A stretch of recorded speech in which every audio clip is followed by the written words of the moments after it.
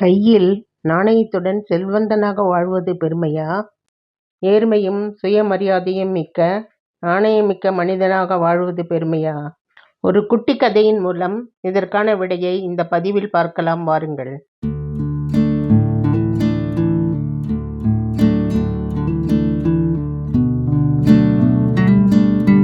நம்ம சேனலை புதுசாக பார்க்குறவங்க சேனல் உங்களுக்கு பிடிச்சிருந்தா சப்ஸ்கிரைப் பண்ணிக்கோங்க.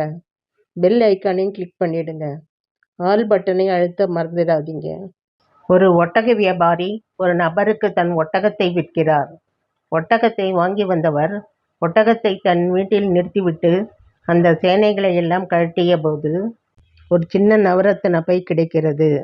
கண்ணை பறிக்கும் அந்த நவரத்தின கற்களின் விலை கோடான கோடியாக இருக்கும் போல் தோன்றியது. அருகில் இருந்த நண்பர்கள் சொல்கிறார்கள், இது இறைவன் உனக்கு கொடுத்த பரிசு. உன் வாழ்க்கையை முன்னேற்றுவதற்காகவே இறைவன் பார்த்து உனக்கு கொடுத்திருக்கிறார்.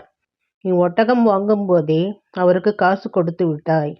அதனால் இந்த நவரத்தின பை உனக்குத்தான் சொந்தம் என்று கூறுகின்றனர். ஆனால் அவர் அதை ஏற்கவே இல்லை.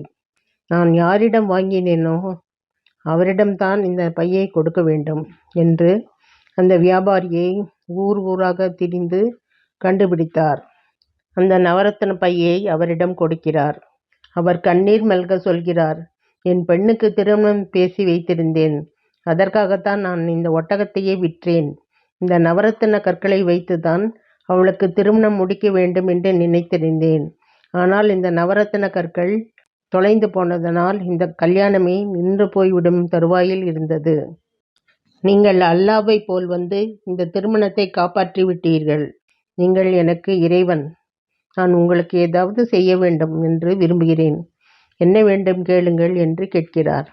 அதற்கு பையை திருப்பி கொடுத்த நபர் சொல்கிறார், உங்களிடம் கொண்டு வந்து கொடுக்கும் போதே நான் அதில் 2 கற்களை எடுத்துக்கொண்டு தான் உங்களிடம் கொடுத்தேன் என்று கூறினார். ஆனால் வாங்கியவர் அதை எண்ணி பார்த்துவிட்டு, இல்லையே, எல்லாம் சரியாகத்தான் இருக்கின்றன, 2 கற்களை எடுத்துக்கொண்டேன் என்று சொல்கிறீர்களே என்று கேட்டார். அந்த 2 கற்கள் என்ன தெரியுமா? எனது நேர்மை, எனது சுயமரியாதை. அந்த 2 கற்களை எடுத்துக்கொண்டு தான் உங்களிடம் வந்து இந்த கற்களை திருப்பி கொடுத்தேன். அது நீங்கள் வைத்திருக்கின்ற நவரத்தின கற்களை விட மிகவும் விலை மதிப்பானது என்று கூறினார். வியாபாரி கண்ணீர் மல்க அவரை கட்டி தழுவிக்கொண்டார். நேர்மையாக இருப்பது முக்கியமல்ல.